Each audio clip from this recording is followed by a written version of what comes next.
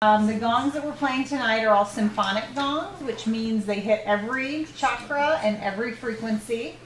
And we like to use these gongs for meditation and for healing.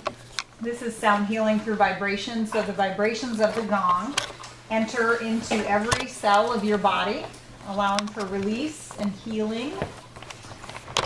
And oftentimes at the beginning of a gong meditation, people will set an intention of what they'd like to release or have healed.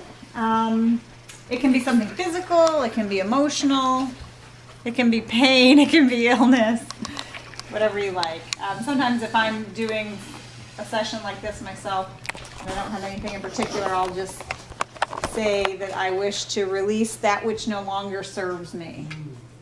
And let spirit take care of the rest.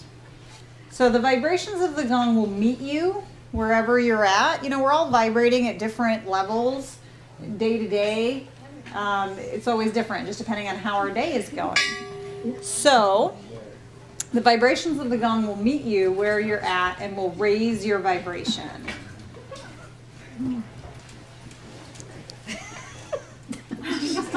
Grounding. Okay. So, and then the vibrations of the gong will stay with you for several days. Some people say 40 days and 40 nights. So you like to use the gongs for meditation is because they slow the brain waves. It actually slows the brain waves into the meditative state. And so people have all sorts of different experiences while they're there, and people have releases that sound different. Some people might cough, some people might sneeze, some people laugh, some people cry. Some people snore. It's all normal. It's all normal. During the gong meditation, some people tend to see a lot of things like colors and images or the pyramids of Egypt. You know, they might travel. Some people, like myself, I don't really see anything. I more feel physical sensations of the energy and the vibration. And some people hear a lot of exotic sounds. And so all of the sounds of creation are contained within the gong. So you have the ability to hear anything and everything in these gongs because they are symphonic gongs.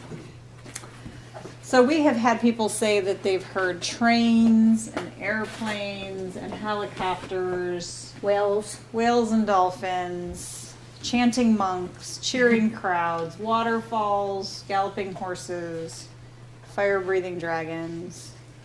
2 Indian men talking. I mean, like, just like whatever you think you heard, like it was there.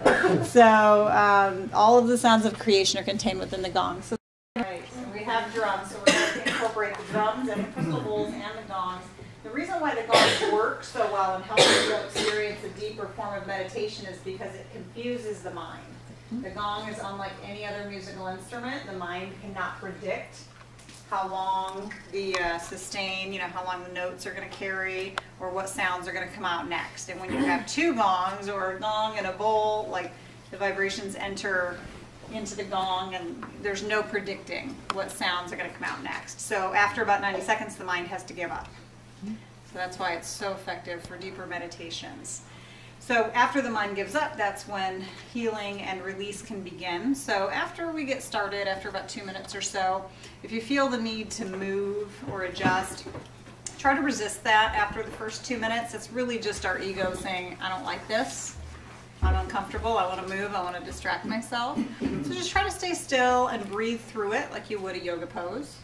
Nothing's going to happen if you move, it's okay, but it means that you're just on the verge of a breakthrough, maybe an energetic breakthrough in that area. So rather than moving, just try to breathe through it just like you would in yoga. And at the very end of the gong meditation, there will be a minute of silence. And so just stay where you're at. Stay in your silent place. We'll bring you back verbally. So there's no rushing or jumping up or anything like that. So you'll want to have your legs uncrossed, have your arms uncrossed. You'll be in an open, receptive position.